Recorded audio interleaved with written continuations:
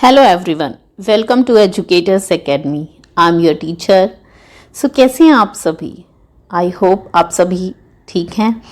And my channel is dedicated to all teaching exams, whether it is C TET, H TET, R TET, UP TET, super TET and any state teaching exam, specially HSSC screening, set exam. So आप कोई भी teaching exam के लिए prepare कर रहे हैं, जहाँ पर भी इंग्लिश आती है, जहाँ पर भी इंग्लिश ग्रामर आती है, वहाँ पर ये वीडियो आप सभी के लिए बहुत बेनिफिशियल होने वाला है। सो करते हैं स्टार्ट। आज हम we will study about one word substitution. So let's start.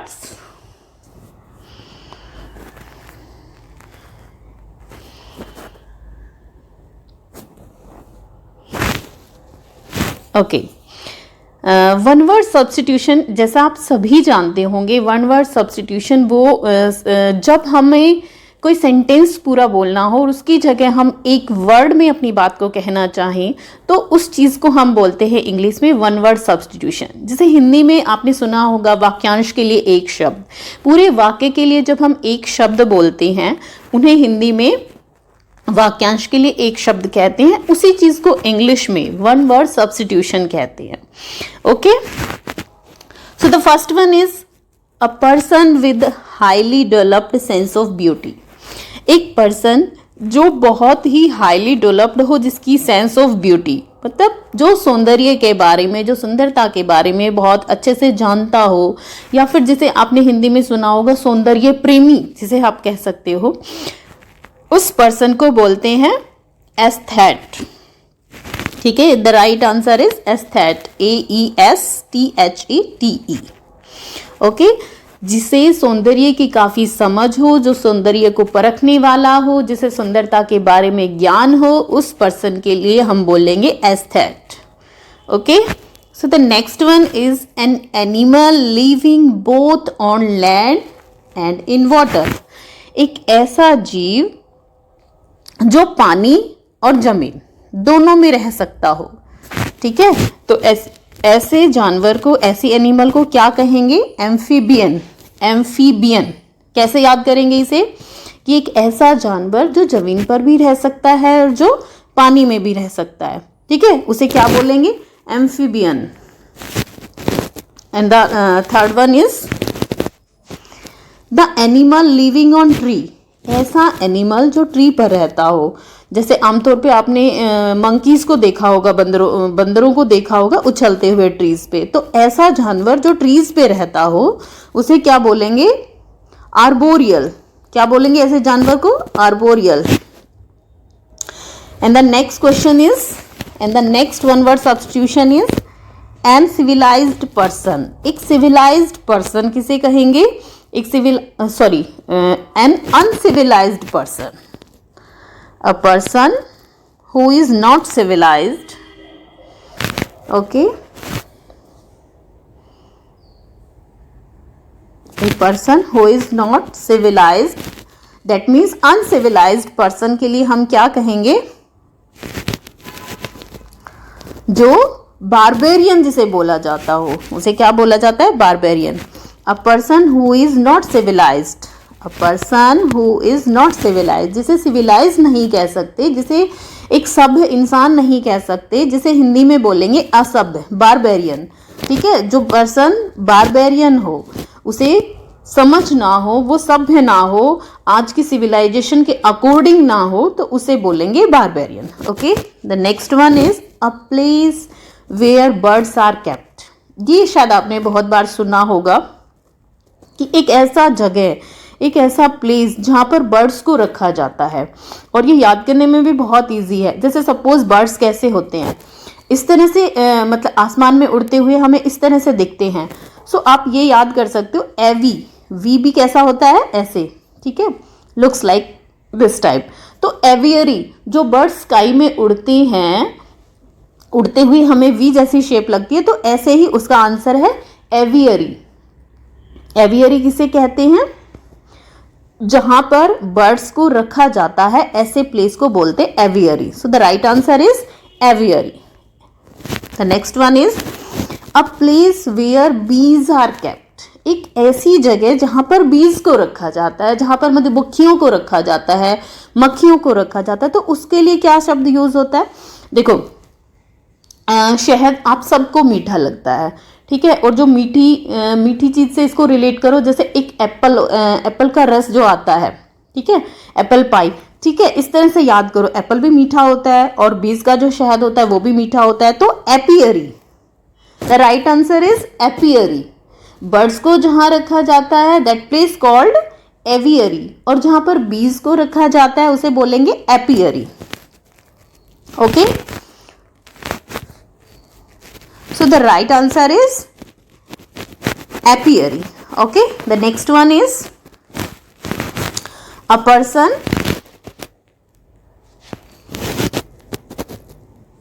a condition of disorder and lawlessness. एक ऐसी कंडीशन जो डिसऑर्डर की हो, मतलब कहने का मतलब जहां पर कोई ऑर्डर फॉलो नहीं किया जा रहा हो, डिसऑर्डर हो, और लॉलेसनेस हो, मतलब लॉ का मतलब आप सभी ने सुना होगा, लॉ का मतलब क्या होता है? कानून। तो लॉलेसनेस मतलब जहां पर कानून नहीं हो, ठीक है, कोई ऑर्डर ना हो, डिसऑर्डर हो, कोई लॉ ना हो, लॉलेसनेस हो, ठीक है, तो उस जगह के लिए क्या बोलेंगे? ऐसे प्लेस के लिए क्या बोलेंगे? अनार्की। जैसे आपने कई बार सुना होगा कि वहां तो अनार्की का रूल है, बिल्कुल अराजकता का रूल है, कोई भी रूल फॉलो नहीं किया जाता है। Okay, so the next one is a book that sells in very large number. एक ऐसी बुक जिसे बहुत ज़्यादा पढ़ा गया हो या बहुत ज़्यादा नंबर्स में जिसकी सेल हुई हो, तो ऐसी बुक को क्या बोलेंगे? ये आप सभी के लिए वेल नोन है, बेस्ट सेलर। जैसे कई बार आप बुक्स के लिए सुनते हो कि this book is best seller, कि ये बहुत ज़्यादा बिकने वाली बुक है। Very easy.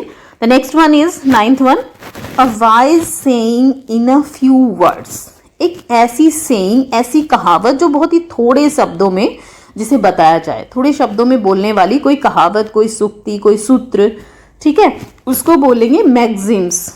ठीक है, तो a maxim is a mixture of words, मतलब कई शब्दों को जहां बोला जाए, उस चीज को अगर एक वर्ड में अगर हम कंक्लूड करें तो उसे मैक्सिम्स कहेंगे। ठीक है, कहावत, कोई सूत्र कहेंगे। जैसे आपने कई बार सुना होगा कि मुझे अपना सूत्र दे दो। तुम्हारा क्या मतलब एक ऐसा ज्ञान का शब्द है जिससे तुम इतने आगे बढ़ रहे हो, मुझे अपना सूत्र दे दो, मुझे अपना रहस्य दे दो। ठीक है, मैक्सिम्स एक तरह से। सो the next one is made for a particular purpose, जो किसी पर्टिकुलर पर्पज के लिए बना हो। Made for a particular purpose, जो भी चीज कोई पर्टिकुलर पर्पज के लिए बनी हो, जिसका कोई खास उद्देश्य हो। ये आपने कई बार सुना होगा। जैसे आपने सुना होगा कि अडोक बेसिस पे टीचर्स लगे हैं या अडोक बेसिस पे ये कमेटी बनी है, तो मतलब किसी ऐसी चीज के लिए, किसी ऐसे उद्देश्य के लिए जिसका एक स्पेसिफिक उद्देश्य हो, जिसका एक स्पेसिफिक रीजन हो, उसे बोलेंगे हम अडोक। ठीक है, सो the next one is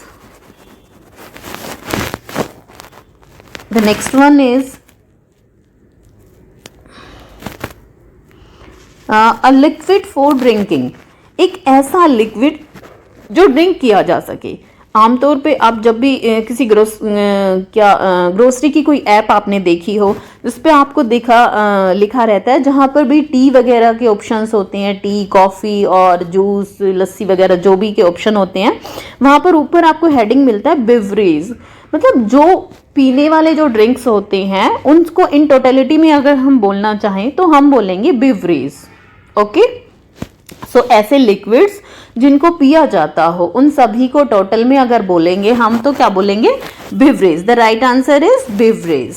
okay, the next one is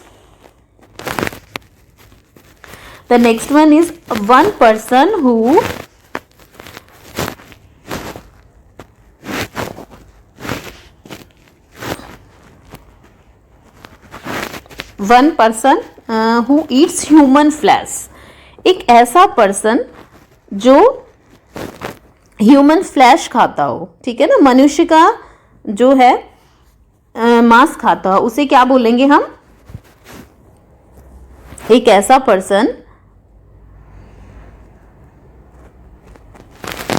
one person who eat human flesh, जो इंसानों का मांस खाता हो, ऐसे इंसान को हम क्या बोलेंगे? ऐसे इंसान को हम बोलेंगे कि वो क्या है, कैनिबल है। वो क्या है, कैनिबल है। क्यों? क्योंकि वो मनुष्य का मांस खाने वाला इंसान है। तो ऐसे इंसान को जो मनुष्यों का मांस खाता हो, ह्यूमन फ्लैश खाता हो, उसको क्या बोलेंगे, cannibal. Okay, so the right answer is cannibal.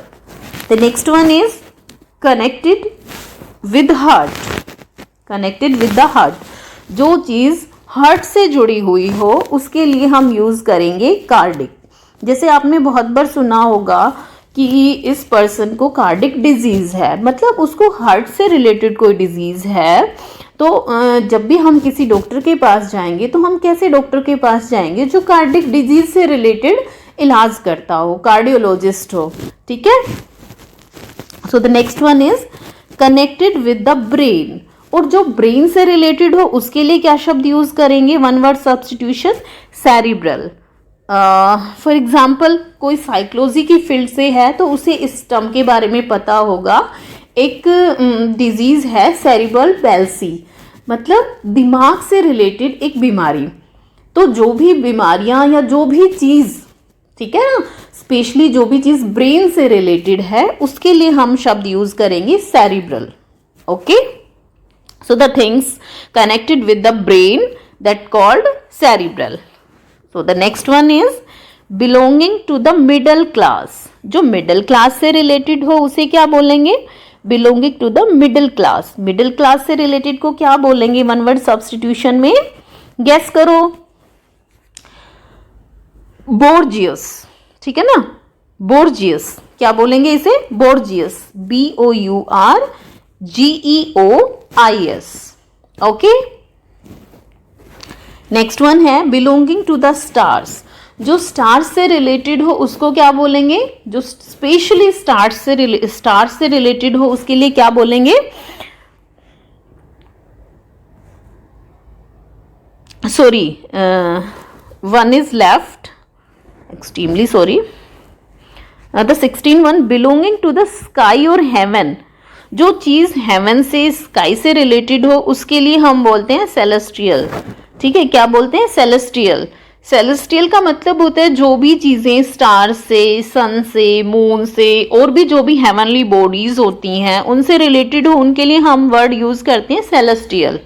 Okay, and the last one is belonging to the specially stars. जो सिर्फ स्टार से ही रिलेटेड हो उसको हम बोलेंगे stellar.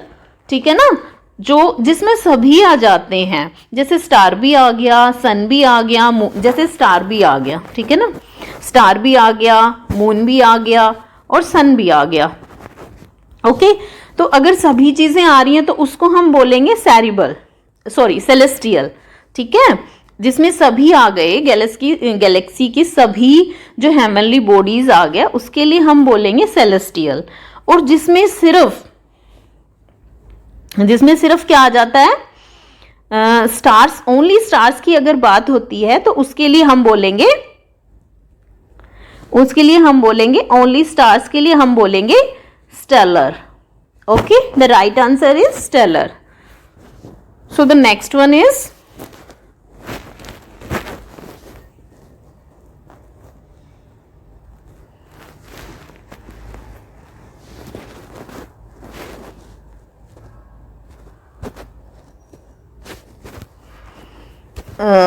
so the next one